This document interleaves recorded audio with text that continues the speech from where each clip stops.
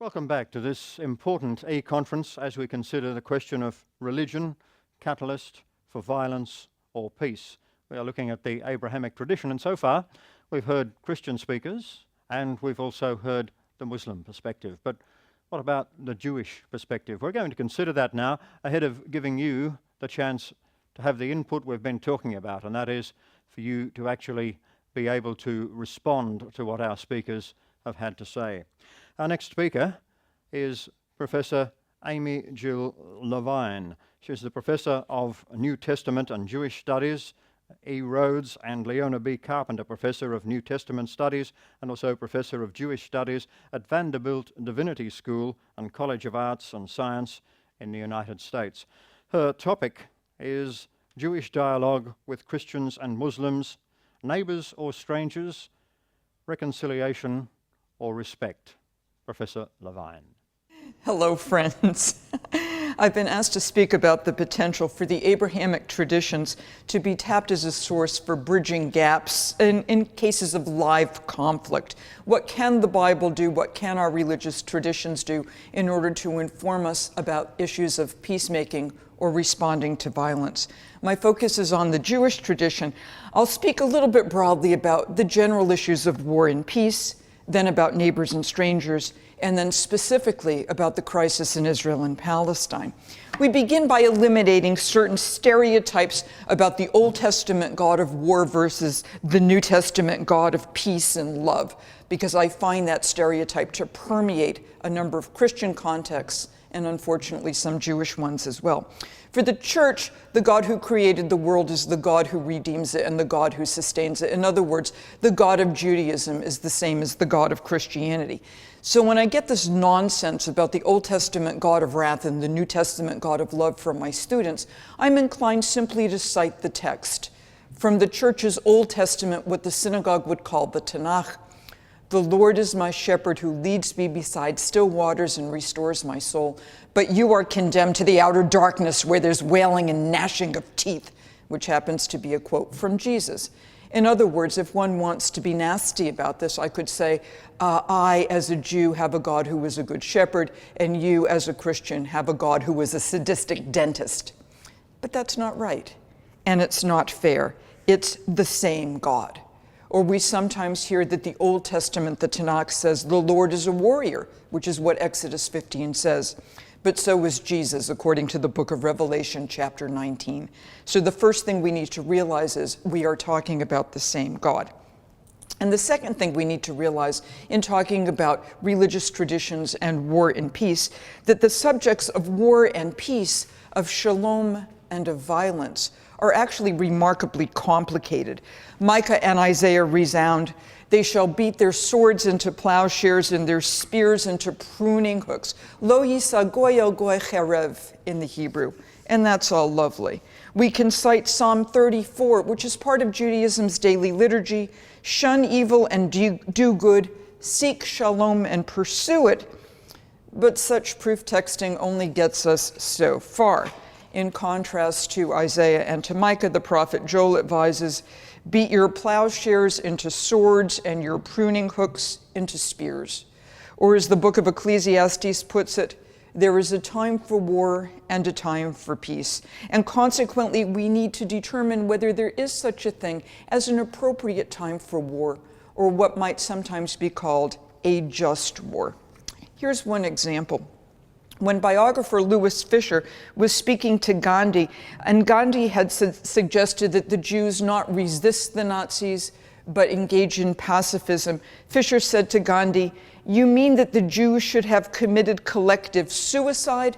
And Gandhi responded, "Yes, that would have been heroism. For me, and I suspect for most Jews, that would not have been heroism. That would have been annihilation. Genocide is evil, and to refuse to fight it is to promote it, and that's evil as well."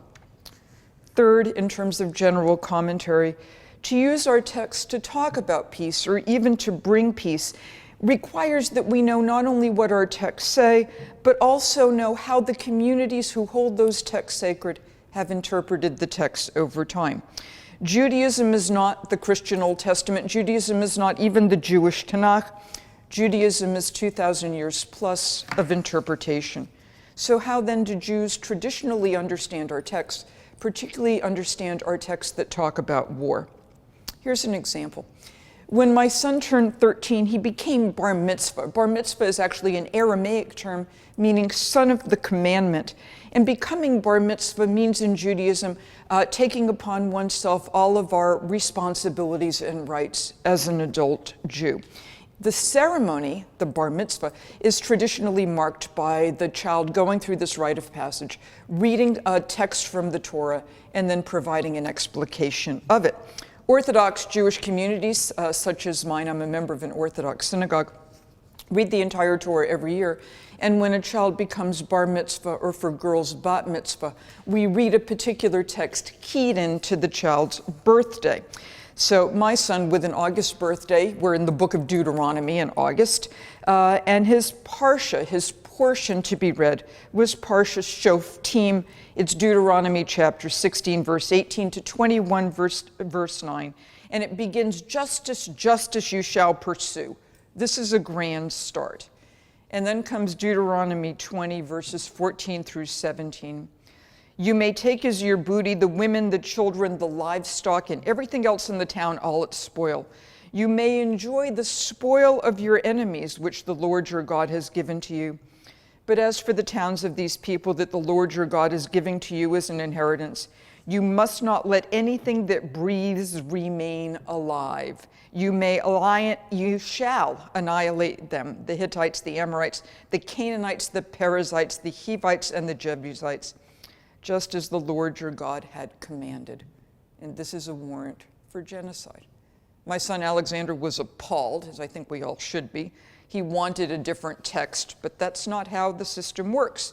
So he went to the rabbi and said, what do I do with this? And the rabbi said, it's good that you're wrestling with the text. Now go read the commentaries. See what Judaism through the centuries has said about this passage. Because in Judaism, not only do we engage our texts, sometimes we wrestle with them. So Alexander went to the commentaries, and he found wrestling from generation to generation. For one commentary, the passage means we should erase our base instincts with those 7 nations to be annihilated, representing what we might call today the 7 deadly sins. Another said, no, it means fight only if you've tried all other options and when your life is at risk. As Deuteronomy 20 also puts it, when approaching a town to attack it, first offer them peace. And a third commentary said that the Bible is speaking of only ancient nations. Nothing is prescriptive about what we should do today. That was then, this is now. And the more liberal commentary said, this conquest thing never happened in the first place. There's no archaeological evidence for it whatsoever. So this is simply the musings of a later community under siege, perhaps in exile, imagining a more glorious past. In his Devar Torah, his interpretation, Alexander reiterated his wrestling with the text. He told the congregation, I'm appalled by this command to genocide, but I am so relieved, so grateful to be a member of a community, a member of the Jewish community that says you wrestle with your texts. Indeed, the biblical text itself wrestles with this idea of genocide. The book of Joshua describes what's basically a blitzkrieg in the land of Canaan. But the book of Judges, the very next book, reveals that the Israelites did not engage in mass conquering. To the contrary, the Israelites are depicted as living in the sparsely populated hill country, not in the city-states on the plains. And even Deuteronomy, that as we heard sanctions genocide, then undercuts that sanction. Deuteronomy 7 reads, you must doom them to total destruction, grant them no terms and show them no mercy. And the very next verse says, and don't marry them. If they had indeed engaged in genocide, there's no reason to come up with another commandment that says, don't marry them. There wouldn't be any people left to marry. Finally, although the Tanakh, the Jewish Bible, has numerous references to holy war, the Talmud, the extensive rabbinic commentary through which we Jews understand our traditions, accords holy war only one paragraph in multiple volumes. as the scholar Reuven Firestone remarks. Given the Talmudic rhetorical tendency, this is an extraordinary feat. This de-emphasis on violence indeed permeates the Jewish tradition. Here are just two examples. First is how we understand the Maccabean revolt, which in 163 BCE, 163 before the time of Jesus, brought the Jewish people political autonomy after about 400 years of imperial rule. First Maccabees, the book of First Maccabees, celebrates military prowess, but this book is not part of our canon. Ironically, Catholic and Orthodox churches keep the book of the Maccabees. We Jews don't keep the book. We rather have the holiday of Hanukkah. And our story of Hanukkah focuses not on Maccabean militarism, but on the rededication of the Jerusalem temple, which had been profaned by the Syrian Greek ruler Antiochus IV. In other words, we celebrate our holiday not with swords and with death, but with a rededication of a temple and potato pancakes and jelly donuts. Our second example of a reframing of history is by textual interpretation. The Babylonian Talmud Megillah 10b offers a well-known interpretation, a well-known gloss on Exodus chapter 15, which is the Song of the Sea. As the Israelites are escaping slavery and going through the sea, and the Egyptians are drowning, here's what the rabbinic tradition says. When the Egyptians were drowning, the ministering angels wished to sing God's praises, but God said to them, "My own creatures are drowning in the sea, and yet you would sing." And God is talking about the Egyptians. We Jews recognize that we are all in the image and likeness of God, and that all people are God's children. This means that anyone's death, even the death of Israel's mortal enemy, is tragic, and we should not celebrate it. So what accounts for this shift in rabbinic emphasis, and consequently this shift in Jewish thought? The rabbis had no power. They had no army. Judah had been through two disastrous revolts, first in 66 to 70, when the Jerusalem temple was destroyed, and again in 132 to 135, the Bar Kokhba revolt, when Jews were banished from Jerusalem. War was clearly not the way forward, but neither was assimilation, neither was denying of our own identity. The Jewish Bible, the Tanakh, anticipates the day when all nations turn to worship the God of Israel, the God who created heaven and earth. But it does not anticipate that all people convert to Judaism. The Gentile nations remain Gentiles. And thus categories of neighbor and stranger remain in place. Hence, we turn to neighbor and stranger. Leviticus mandates the alien, the stranger who resides with you, shall be to you as a citizen among you. You shall love the alien as yourself, for you were aliens in the land of Egypt. And Exodus says the same thing, as does Deuteronomy. Now, some Jewish interpreters want to see this alien as the convert to Judaism, but that's clearly not what the text originally meant.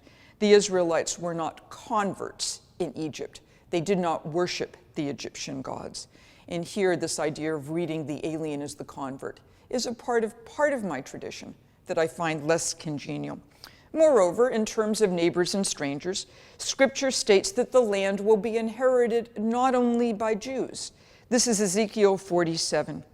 So you shall divide this land among you. You shall allot it as an inheritance for yourselves and for the aliens. The Hebrew is ha-gerim, for the strangers, who reside among you and have begotten children among you. They shall be to you as citizens of Israel. With you they shall be allotted an inheritance among the tribes of Israel. In other words, we need not all be of the same religion, ethnicity, people in order to live in peace, since the command to love overrides the distinction between neighbor and stranger. And thus we may find as well that to have peace, what we need is not to become all the same, eliminate the category of stranger. Rather, to have peace is to recognize the stranger as not us, but yet the stranger is still one who must be loved. The stranger is one who must be respected, and the stranger is one to be understood. And so we turn to the Middle East, Because if we are going to talk about violence and peace, it really doesn't help in the end to talk about it in the abstract. What do we do with it on the ground? When we talk about the Middle East, it's helpful to begin by recognizing, at least in terms of Judaism and Christianity, that we are not the same entity. And here I am not going to speak about Islam because I cannot read Arabic and I cannot talk with any sort of in-depth knowledge about a tradition where I cannot read the sources in the original. So how do we understand the difference between Jews and Christians? Because this difference helps us understand Jewish takes about the Middle East. If we think about religion as that sort of entity that one gets into by belief, detached from parents, detached from ethnicity, detached from geography, then in effect Christianity invented religion. Jews always kept the sense of a peoplehood component. We are Jews because our parents are Jews. Since the time of the Bar Kokhba revolt, we are Jews if our mothers are Jews, and there's nothing we can do about it. And indeed, for liberal Jews, or in the United States, Reformed Jews, we're Jews if either mother or father is Jewish, and the child is raised in a Jewish environment. So if we recognize that Jews are Jews by ethnicity, by peoplehood, who claim an ancestry going back all the way to Abraham, Isaac, and Jacob, then we can understand why Jews feel attached to the land, as Greeks might have an attachment to Greece, or the Irish might have an attachment to Ireland. Therefore, when we talk about the Middle East, the Jewish connection is based for some Jews on theology, because those Jews who attend synagogue will hear the promise of the land in Genesis over and over and over again. And for other Jews, our Zionism, our view of Israel as the national Jewish homeland, is not based in theology. It's based in history, because Israel is the land we came from, and Israel is the land which is our national Jewish homeland.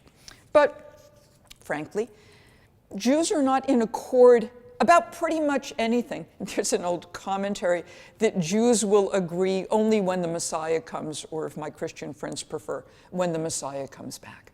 So we Jews, in fact, have different views of the land of Israel. There are some Jews who say everything in Israel should be in Jewish hands, and there are other Jews, whether following the book of Ezekiel or looking at contemporary politics, say, yes, Israel is the homeland of the Jews, but it's also the homeland of the Palestinians. And then how do we come to some sort of peace among us? How exactly do we have this conversation? If Jews and Christians, and indeed Muslims, are going to talk about the Middle East, we need to understand how each group understands the land and its relationship to it. And here's another point that it would be helpful, I think, for my Christian and Muslim friends to understand. When we Jews attend synagogue, when we Jews hear the Torah read, we Jews read the Torah in the Orthodox synagogues from the beginning of Genesis to the end of Deuteronomy every year. And we hear the promise of the land repeated to Abraham, to Isaac, to Jacob, to Moses. It's reinforced over and over and over again. Our synagogues are oriented to face Jerusalem. We pray for the peace of Jerusalem. Every year at Passover, we say, next year in Jerusalem. Our canons, our biblical text, the Tanakh, is oriented toward the land of Israel. The book of Deuteronomy ends with Moses overlooking the land, trying to get in. We feel that yearning. The Tanakh itself ends with the book of 2 Chronicles, the edict of King Cyrus of Persia. And Cyrus of Persia tells the Jews in exile in Babylon, God has given me authority over all the world. Go back home, rebuild your country, rebuild your temple. Our entire scriptural tradition is oriented toward the land. But when the Jewish Tanakh becomes the Christian Old Testament, that land concern vanishes. Christians on the lectionary, Christians listening to the traditional readings given in Catholic churches, Anglican churches, Methodist churches, don't hear that concern for the land because the lectionary doesn't repeat it. The Christian Old Testament does not end with 2 Chronicles and that yearning for the land. The Protestant Old Testament ends with the prophet Malachi predicting the coming of Elijah. The focus is not on the land. The focus is not on return to the land. The focus is rather on the coming of the Messianic age and the coming of the Messiah. Indeed, the Christian tradition even erases some of that concern for the land. We can see this in various translations, which are a bit of a problem here, because anytime we translate the text, it will have different meanings. And here's why we need to read our text in Hebrew or in Greek or in Latin or in Arabic. The synagogue says, "Blessed are the meek because they will inherit the land." The Hebrew is eretz, land, from the Psalms. But the Sermon on the Mount rephrases it, "Blessed are the meek, for they will inherit the earth," in Greek, gay. The focus on the land goes missing. And there are many other examples where the New Testament, quoting the scriptures of Israel, erases the concern for the land. And that concern for the land is being erased today through something known as replacement theology, sometimes supersessionism. The idea that Jews had forfeited our covenant because of infidelity. But that's not what the text says. The covenant is always there. And even though the Torah says if you misbehave, you will be tossed out, we are also told that we will be redeemed when we are brought back into the land. That's Ezekiel. So how do we talk about the Middle East? A few final thoughts. Judaism foregrounds a concern for peace, but not for pacifism. There are some things perhaps worth fighting for, and just war does exist. The word Israel means, according to Genesis, the one who wrestles with God. To be Israel, therefore, means sometimes to wrestle with our scriptures, to wrestle with our traditions, and indeed to wrestle with other people in the Jewish community, because we know we're all working toward the same goal of peace, but we may believe there are different ways of getting there. When we talk about Zionism, to recognize that some Jews ground their Zionism in a political concern or in historical concern to see Israel as the national Jewish homeland, and that other Jews recognize the land of Israel as the Jewish homeland because God gave it to Abraham, to Isaac, and to Jacob, and to their descendants. To recognize that claims of supersessionism, that somehow the church has replaced Israel in the love of God and in the covenants, that's not ultimately what the New Testament says. St. Paul is very clear here in his epistle to the Romans. Speaking of the Jews, he says, "As regards election, they are beloved for the sake of their ancestors, for the gifts and the calling of God are irrevocable." How do we make peace? It's not easy. One way of starting is to know our starting points. Another is to listen carefully to the stories of others because they have different scriptures and different traditions and different ways of understanding. To make peace is to recognize that sometimes compromise is needed.